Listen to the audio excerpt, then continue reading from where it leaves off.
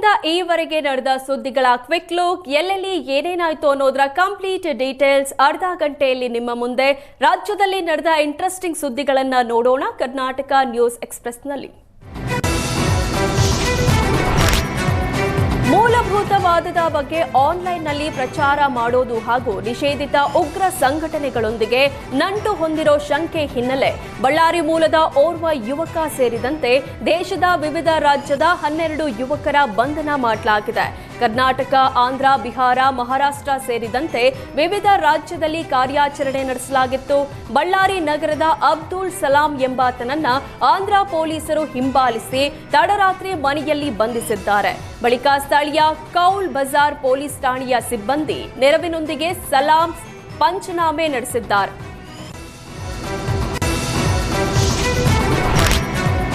ತುಮಕೂರಿನಲ್ಲಿ ಕುಡಿದ ಮತ್ತಿನಲ್ಲಿ ದುಷ್ಕರ್ಮಿಗಳು ರಸ್ತೆ ಬದಿ ನಿಲ್ಲಿಸಿದ್ದ 10ಕ್ಕೂ ಹೆಚ್ಚು ವಾಹನಗಳ ಗ್ಲಾಸ್ ಪುಡಿ ಮಾಡಿದ್ದಾರೆ. ಕೊರಟಗೆರೆ ಪಟ್ಟಣದ ವಿವಿಧ ಬೀದಿಗಳಲ್ಲಿ ನಿಲ್ಲಿಸಿದ್ದ 10ಕ್ಕೂ ಹೆಚ್ಚು ಕಾರು ಹಾಗೂ 5ಕ್ಕೂ ಹೆಚ್ಚು ಬೈಕ್ಗಳ ಗ್ಲಾಸ್ಗೆ ಹಾನಿ ಮಾಡಿದ್ದು, ವಾಹನದ ಮಾಲೀಕರು ಪೊಲೀಸರಿಗೆ ದೂರು ಕೊಟ್ಟಿದ್ದಾರೆ.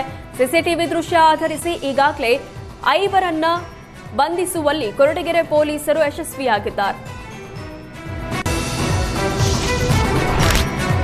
ಬೈಕ್ನಲ್ಲಿ ಗಾಂಜಾ ಸಾಗಿಸುತ್ತಿದ್ದವರನ್ನ ಅಬಕಾರಿ ಅಧಿಕಾರಿ ರೆಡ್ ಹ್ಯಾಂಡ್ ಆಗಿ ಹಿಡಿದ ಘಟನೆ ಸೋಮವಾರ ಪೇಟೆ ಹೊರವಲಯದ ಕರ್ಕಳ್ಳಿಯಲ್ಲಿ ನಡೆದಿದೆ.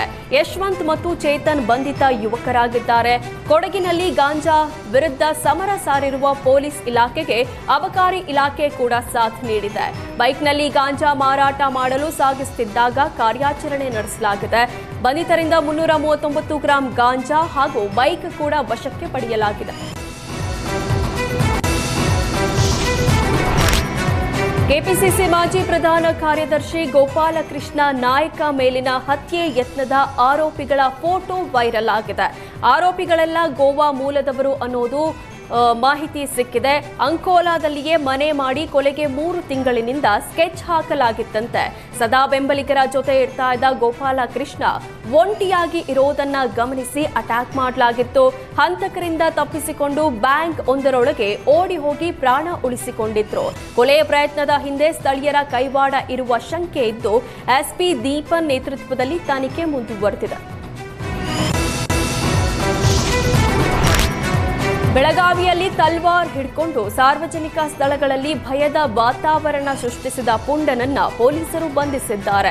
ಬೆಳಗಾವಿ ತಾಲೂಕಿನ ಬಸವನ ಕುಡುಚಿ ಗ್ರಾಮದ ಶಾಸ್ತ್ರಿ ಗಲ್ಲಿಯಲ್ಲಿ ತಲ್ವಾರ್ ಹಿಡ್ಕೊಂಡು ಓಡಾಡ್ತಾ ಇದ್ದ ಆರೋಪಿ ಜಿನೇಂದ್ರ ಚೌಗಾಲೆಯನ್ನ ಮಾಳ ಮಾರುತಿ ಪೊಲೀಸರು ಬಂಧಿಸಿ ವಿಚಾರಣೆ ನಡೆಸಿದ್ದಾರೆ.